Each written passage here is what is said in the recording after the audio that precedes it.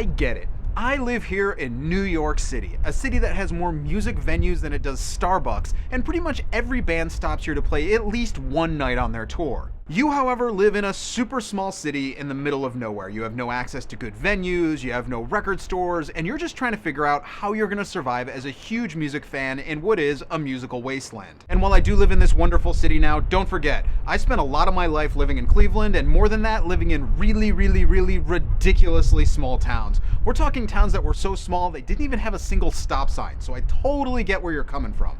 First off, let's assess just how bad things really are for you.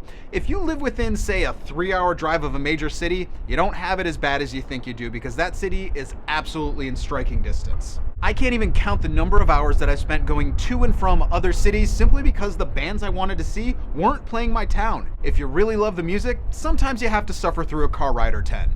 Now, if you're way the hell out in the middle of nowhere, that obviously complicates things, but all is not lost. Have you ever thought about booking the bands you really want to see at your own local venues? You know, turning yourself into the promoter? It's really not that a far out idea. In the era of the internet and social media, there's absolutely no reason why you yourself can't get in touch with your local venues and then reach out to the bands you want to see, find out when they're coming through town and put together a good show and then go sell tickets. Trust me, it sounds super complicated, but it's actually not. I'm not saying that you're going to get Metallica and Snoop playing at your local dive bar, but there's always tons of bands playing all over the country and looking for places to stop along the way. So who's to say you can't start making your town one of the stops they always make? Now, if none of that is realistic because you live really, legitimately in the middle of nowhere and you don't have the abilities for whatever reason, maybe your age, maybe there's no bars in your town, which I find hard to believe, that you can't do any of this. In modern times, so many bands have started broadcasting their big shows over the internet for anybody to watch. Yeah, sometimes you have to pay for it and sometimes it's way too much fish,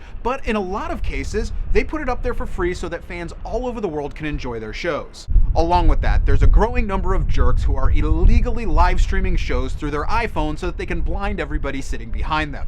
While it definitely pisses me off when I'm at the show, I totally get the advantage of being able to watch the show from thousands of miles away. So if you really want to see your favorite bands, you still can, you just might have to do it in a slightly different way.